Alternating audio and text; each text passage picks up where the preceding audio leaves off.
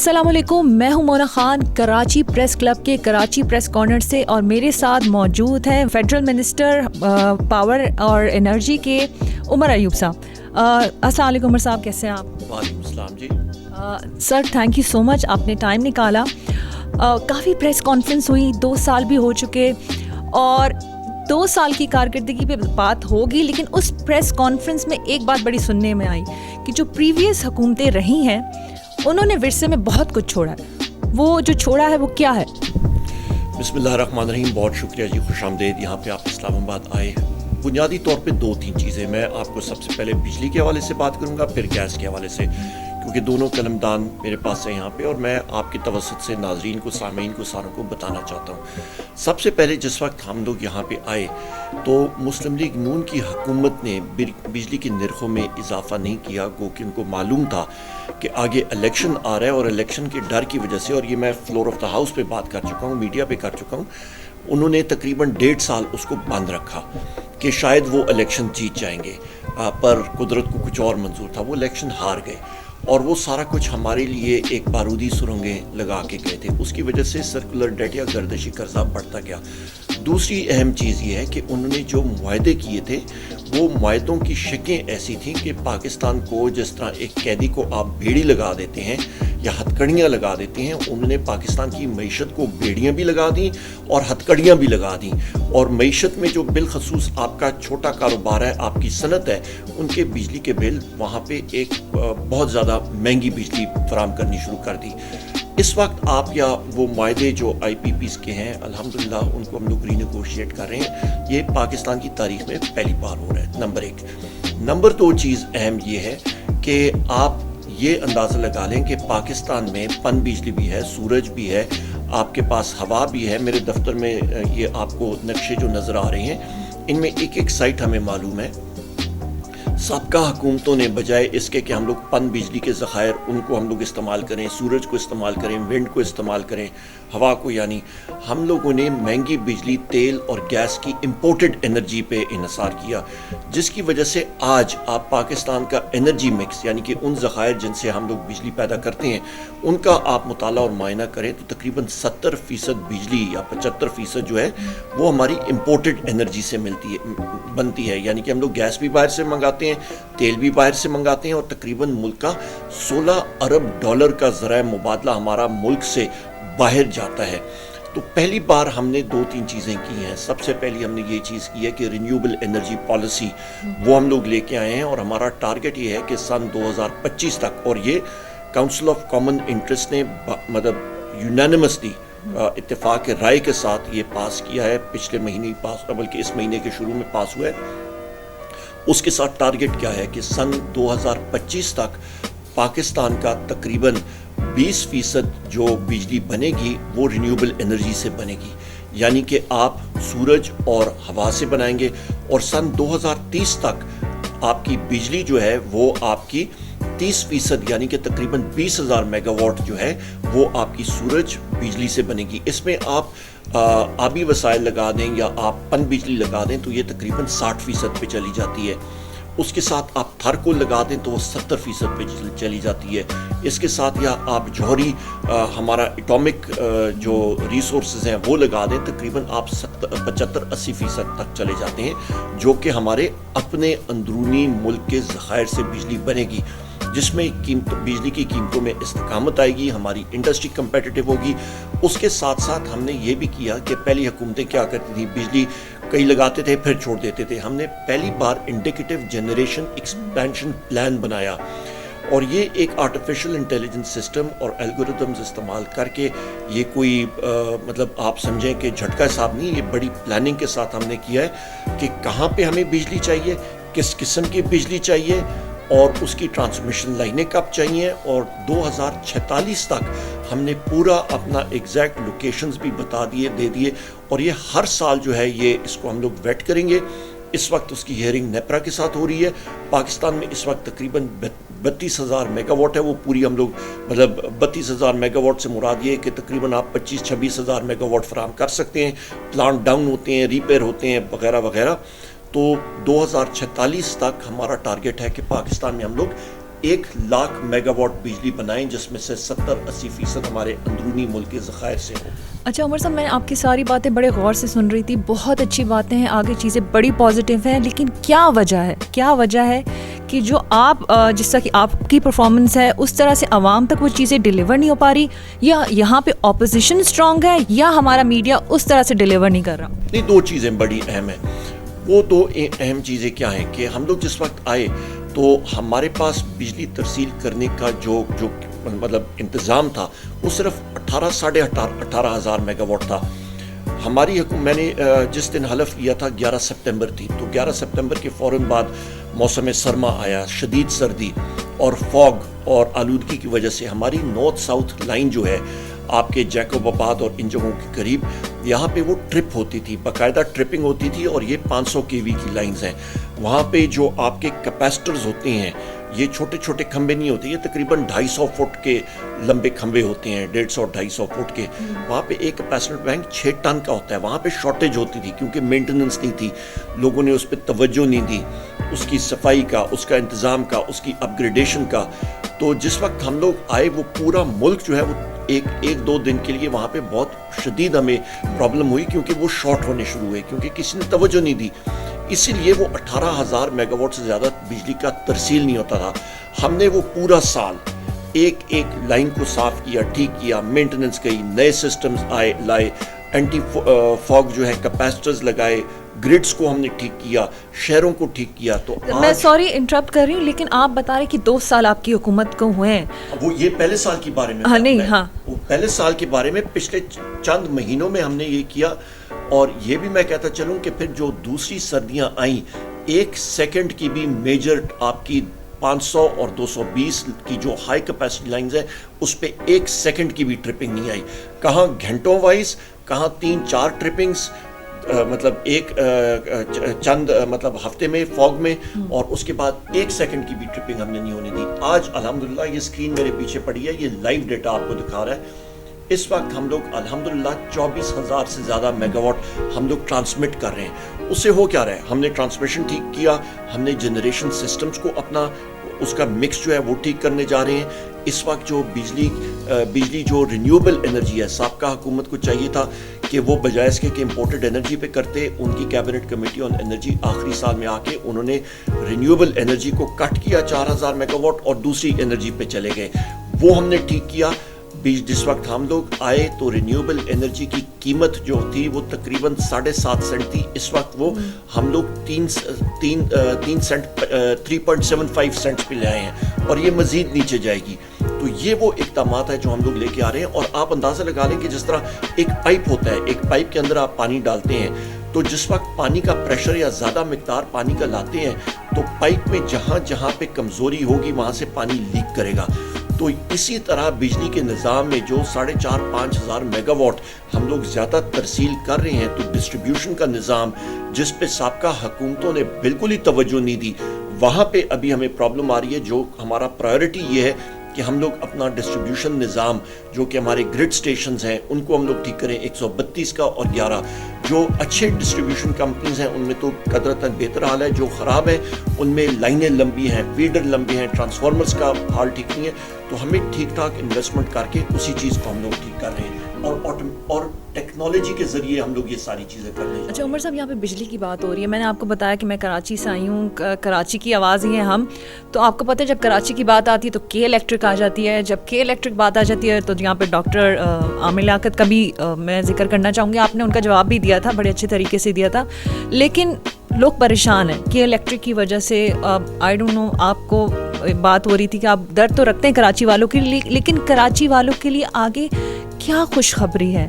कब हम इस चीज़ लोड शेडिंग से निकलेंगे, कब हम इस के इलेक्ट्रिक इस मसले मसाइल से निकल पाएंगे? देखिए बहन, 2-3 चीज़ें आप जहन में रखें। के इलेक्ट्रिक का जो मसला है वो हमने तो नहीं पैदा किया, ये पहले प्राइवेटाइज हुई, इसके फिर ये अपने जो भी वजूहत हुई, इन्होंने इन्वेस्टमेंट अपने सिस्टम में नहीं दी। हम लोग अभी भी, हम लोगों के पास एक कैपेबिलिटी है कि हम लोग मज़ीद उनको बिजली दें, पर उनका अपना सिस्टम जो है वो बिजली ले नहीं सकता। वहाँ उसकी बुनियादी वजह यह है कि उन्होंने 2 ग्रिड बनाने हैं 500 केवी के। उसकी मिसाल यही है, आप 2 पॉइंट प्लग होता है, आप जब लगाते हैं घर में تو آپ نے 3 پوائنٹ پلگ لگانا ہوتا ہے زیادہ بجلی لینے کے لیے. انہوں نے عام فہم زبان میں سمجھانا چاہوں گا مطلب ناظرین کو بھی سامعین کو, انہوں نے وہ 3 پوائنٹ پلگ نہیں بنایا. تو ہمارے پاس باقی ساری چیزیں ہیں, پر وہ ساکٹ یا 3 پوائنٹ پلگ وہ تقریباً 1.5 سال تک بنائیں گے تو ہم لوگ ان کو نیشنل گریڈ سے بھی بجلی دے سکیں گے. ایک چیز. دوسری اہم بات یہ ہے کہ انہوں نے اپنے اندرونی سسٹم کو بہتر کرنا ہے. ان کو اس وقت آپ یا میرے اسکرین پہ پیچھے دیکھیں تو تقریباً 650 میگا واٹ ایک اور 150 میگا واٹ مزید ہم لوگ ان کو دے رہے ہیں. ان کو ہم لوگ جمپیر سے ونڈ انرجی دے رہے ہیں. ان کو مزید گیس ہم نے دی ہے ان کے کوٹا سے زیادہ کہ وہ اپنے بجلی گھر جو گیس پہ چلتے ہیں وہ پرائیورٹی پہ چلا سکیں. باقی ملک اپنے جو پاور پلانٹس ہیں ان سے گیس ہٹا کے جو ہمیں چاہیے تھی وہ ہم نے ان کو فراہم کی ہے کراچی کے لیے کہ وہاں پہ ان کو کسی قسم کی مطلب تکلیف نہ ہو. ان کو ہم نے RFO فیول دیا ہے, فیول آئل ان کو دیا ہے. اپنی ٹینکیاں خالی کر کے کراچی کے الیکٹرک کو ہم نے دیا ہے. کراچی الیکٹرک کو ابھی یہ چاہیے کہ وہ اپنے سسٹم میں انویسٹمنٹ کرے, اور ان کو ہم لوگ کافی بار یہ بتا بھی چکے ہیں. ان کا ٹیرف کا ایشو ہے, ملک میں یکساں ٹیرف ہونا چاہیے, اور ان کو اپنے کراچی کا ٹیرف اس وقت ملک سے کافی کم ہے, تو ان کا ملک میں یکساں ٹیرف ہونا چاہیے. اور دوسری اہم بات یہ کہ آپ کا جو سسٹم پہ انویسٹمنٹ کرنی ہے وہ ضرور کہ الیکٹرک کرے. اور کراچی کا ہمارا مطلب میں ہر جگہ یہ فلور آف دا ہاؤس پہ, سینٹ میں, نیشنل اسمبلی میں کہہ چکا ہوں, پریس میڈیا میں کہہ چکا ہوں, کراچی میں کہہ چکا ہوں کہ کراچی کو ہم لوگ کبھی اکیلا نہیں چھوڑیں گے. کراچی کی ہر ہم لوگ وہاں پہ ہماری ڈیوٹی ہے, مدد بھی نہیں ہے, ہماری ڈیوٹی ہے کہ ہم لوگ ایڈ بھی نہیں بلکہ ہم لوگ وہ سسٹم ہم لوگ ٹھیک کریں. تو فیڈرل گورنمنٹ کا جہاں تک تعلق ہے ہم لوگ ان کے ساتھ لگے ہوئے ہیں. اگلے سال کے الیکٹرک کا LNG پلانٹ بھی آ جائے گا, اس سے بہتر ہو جائے گا سسٹم, اور اس سے اگلے سال میرا خیال ہے کوئی مسئلہ. یہ آپ خوشخبری دے رہے ہیں کراچی والوں کے لیے جی کہ الیکٹرک کا جو LNG پلانٹ ہے وہ اگلے سال جو ہے وہ آپریشن میں آ جائے گا. اگلی گرمیاں بہتر ہوں گی اور اس سے اگلے گرمیاں انشاءاللہ بالکل کلیئر ہو جائے گا, کیونکہ کراچی کی اس وقت ضرورت جو ہے وہ تقریباً 3400 میگا واٹ ہے. اگلے سال تھوڑی سی اور بڑھ جائے گی. اس کے بعد ہمارے جو نیوکلیئر پاور پلانٹس ہیں باقی بھی ہیں وہ بھی آپریشن میں آ جائیں گے, وہاں سے بھی ہم لوگ بجلی دے سکیں گے. کیونکہ بجلی دینا ہمارے لیے مسئلہ نہیں ہے, ہمارے لیے صرف کہ الیکٹرک نے وہ گریڈ اسٹیشن بنانا ہے جہاں سے وہ بجلی لے سکے اپنے سسٹم میں. اور میرے پیچھے وہاں پہ وہ نقشہ بنا ہوا ہے کراچی کے مشرق اور مغرب دونوں میں ہم لوگ ان کو. اس انٹرویو کے بعد سارے نقشے بھی دیکھ لیے جاتے ہیں. اچھا سر, پرفارمنس کی بات ہی ہو رہی ہے, 2 سالہ کارکردگی کی بات ہو رہی ہے, تو ہم کچھ ماہ پہلے چلے جائیں پیٹرول کی قیمتوں پہ ذرا اگر ہم بات کر لیں تو ہماری عوام ایک تو پریشان رہی ہے اور بڑی کنفیوز بھی رہی ہے قیمتوں کو لے کے. اس پہ کیا کہنا چاہیں گے آپ؟ پیٹرول کی یا کس چیز کی؟ پیٹرول کی قیمتوں پہ جو اوپر نیچے ہوتی نہیں ہیں. کبھی وہ ابھی ذہنی طور پہ تیار تھے کہ آپ کچھ ان کے لیے بہتر وقت آیا, پھر جو ہے کچھ اس طرح سے سلسلہ چلتا رہا. بڑا اچھا سوال ہے بہن. سب سے اہم چیز یہ کہ آپ یہ اندازہ لگا لیں کہ پاکستان نیٹ امپورٹر ہے. پاکستان پیٹرول جو ہے وہ بیرونی ملک سے لیتا ہے, چاہے وہ سعودی عربیہ ہو, کویت ہو, اور جگہ ہو, قطر ہو, وہاں سے ہم لوگ مطلب کویت ہے اور سعودی عربیہ ہے, یہاں سے ہم لوگ فیول امپورٹ کرتے ہیں پہلی بات.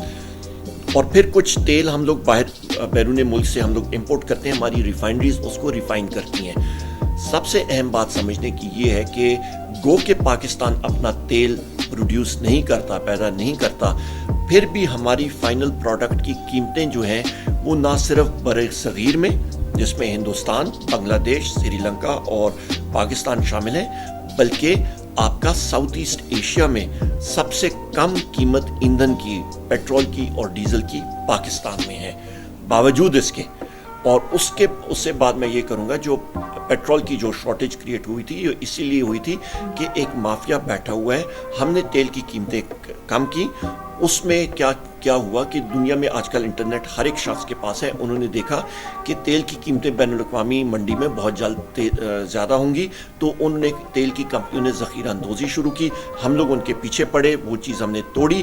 کئی پیٹرول پمپ کے جو مالکان ہیں تقریباً 8400 پیٹرول پمپس ہیں, اور کئی پیٹرول پمپس جو ہیں تقریباً 2500 یا کچھ ہیں وہ رجسٹرڈ بھی کہیں پہ نہیں ہیں.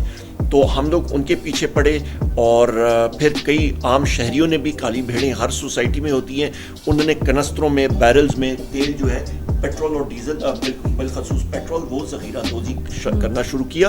اور اس سے سبق سیکھتے ہوئے ہم لوگ ان کے پیچھے پڑے, اور اس سے سبق سیکھتے ہوئے ہم نے پھر ابھی امینڈمنٹ کر رہے ہیں کہ آپ کی آئل مارکیٹنگ کمپنیز, ان کے جو بڑے جو ٹینکی टंकियाँ होती हैं जिनमें लाखों टन तेल होता है या आपका पेट्रोल होता है, डीजल होता है, वहाँ पे रियल टाइम यानी कि हम लोग वहाँ पे आलात लगा रहे हैं कि वो इंफॉर्मेशन हर सेकंड जो है वो ओगरा को वसूल हो, और इसी तरह पेट्रोल स्टेशन में जो नोज़ल के साथ आप पेट्रोल डालते हैं अपनी गाड़ी में, तो उसका भी जो डेटा है वो रियल टाइम में आपका अपलोड होके ओगरा के पास जाए कि हमें पता हो कि कोई कहीं पे ज़ख़ीरा अंदोज़ नहीं हो रही है। तो ये वो तरह नहीं, इस तरह से क्या जो काली भेड़ियाँ कम हो जाएंगी, ख़त्म हो जाएंगी, ये सिलसिला कंट्रोल? जब डेटा आ जाएगा तो हमें पता होगा कि जी आपने कोई एक पेट्रोल, मतलब आप ये अंदाज़ा लगा लें, मतलब एक पेट्रोल स्टेशन है किसी कंपनी का, तो उसने फ़र्ज़ माल 10,000 लीटर जो है वो पेट्रोल मंगाया है, तो वो एक दिन में या 10,000 लीटर गैब कर दे,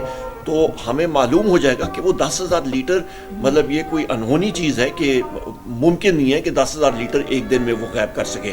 तो वो रियल टाइम इंफॉर्मेशन जो है वो हमें शुरू हो जाएगी मिलनी, उसके साथ हम लोग फिर कंट्रोल कर सकेंगे। ये वो इक़दामात हैं और जो चीज़ें जो हम लोग करने जा रहे हैं। फिर अभी हमने हाल ही में यूरो 5 का जो इनेकाद किया है, इन्वायरमेंट फ्रेंडली, जिससे आलूदगी ख़त्म होगी। ये प्राइम मिनिस्टर इमरान खान साहब का मतलब एक मिशन था कि पाकिस्तान में जो 10 बिलियन ट्री सुनामी है उसके साथ साथ हम लोग आलूदगी को ख़त्म करें। पहले जो हाई ऑक्टेन रॉन 97 है उसकी इंपोर्ट शुरू हो गई है। सितंबर के बाद पेट्रोल जो है वो आना शुरू हो जाएगा। जितने भी ग्रेड्स हैं पेट्रोल के वो आपके यूरो 5 के स्टैंडर्ड्स के होंगे। इस वक्त पाकिस्तान में यूरो 2 आ रहा है, तो हम लोग 2-3 ग्रेड्स ऊपर जाएंगे, और उसके बाद फिर 31 दिसंबर के बाद इंशाल्लाह डीजल भी जो है वो भी यूरो 5 के स्टैंडर्ड पे आएगा।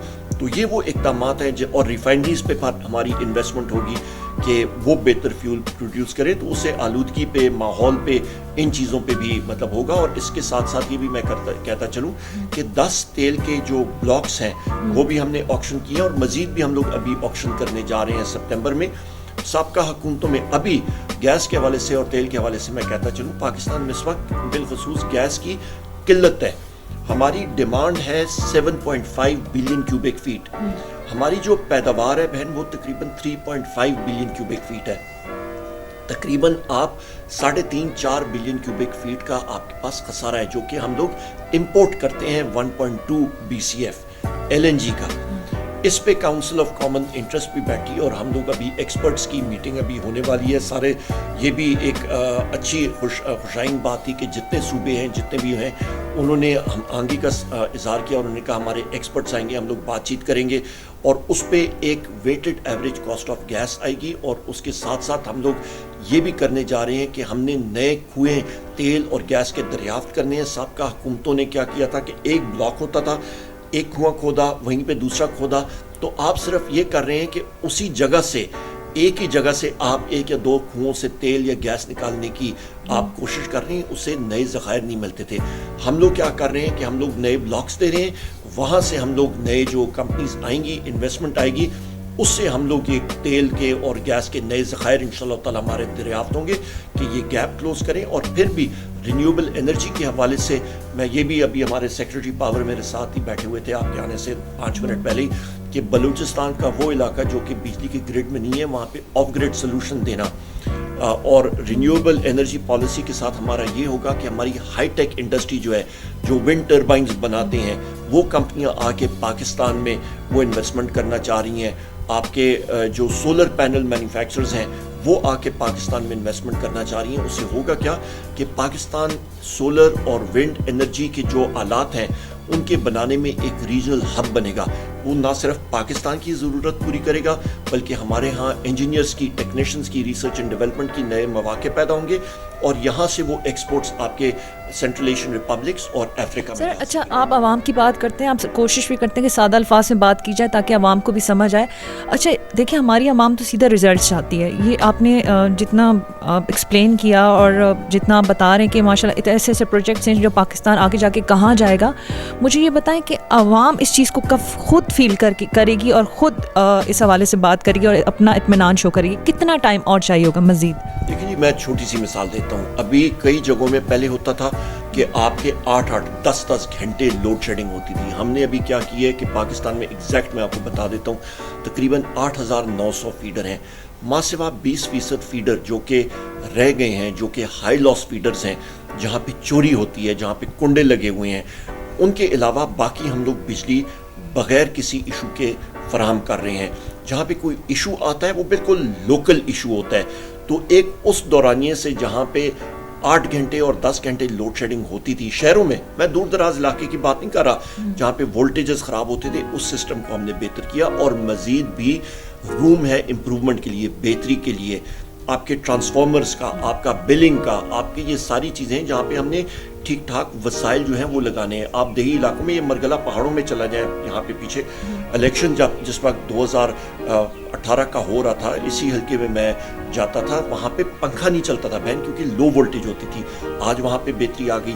اسلام آباد کے ارد گرد کے علاقے میں ادھر گئی نہیں, مجھے جانا چاہیے. آپ ضرور جائیں. آپ یہاں پہ ایک ایک گاؤں کا نام میں لے لیں, آپ زیادہ دور نہ جائیں, آپ باراکو چلے جائیں.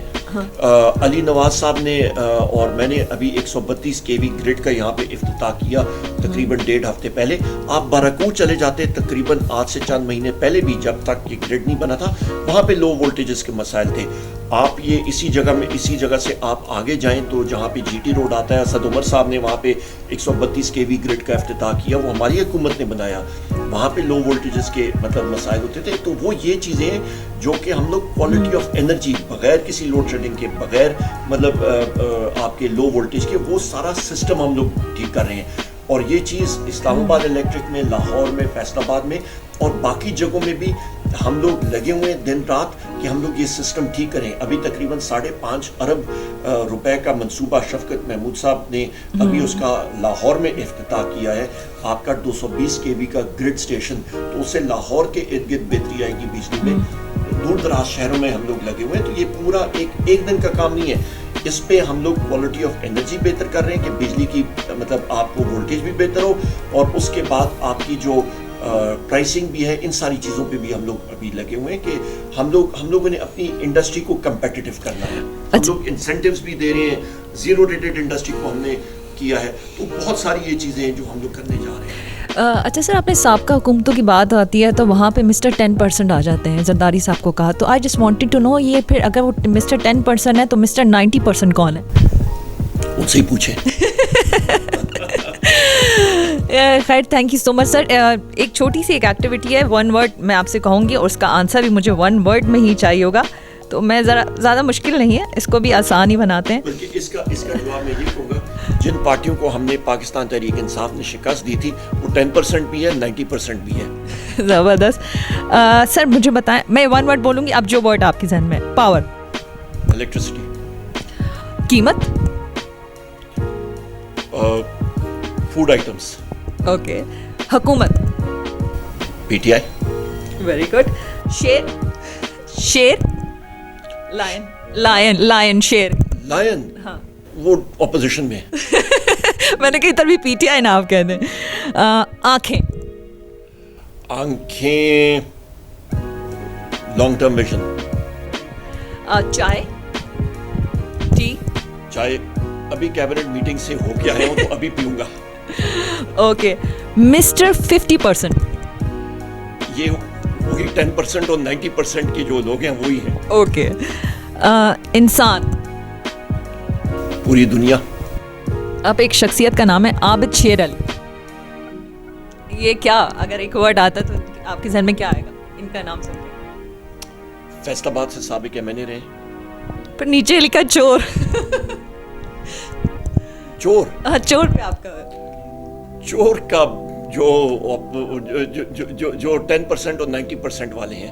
کیونکہ میں نے آپ کی جتنی بھی پریس کانفرنس سنی ہے, آپ کو جتنا بھی فالو کیا ہے, اس میں ایک ورڈ ہوتا ہے سابقہ حکومتیں. بیکاز آپ یہی کہہ رہے ہیں کہ آپ کو اتنے چیلنجز کا سامنا ہے, کیونکہ جو لوگ وہ کام کر کے گئے ہیں, جو ڈیلیور کر کے گئے ہیں, وہ آپ کو پرابلم اس کا آپ کو فیس کر رہے ہیں.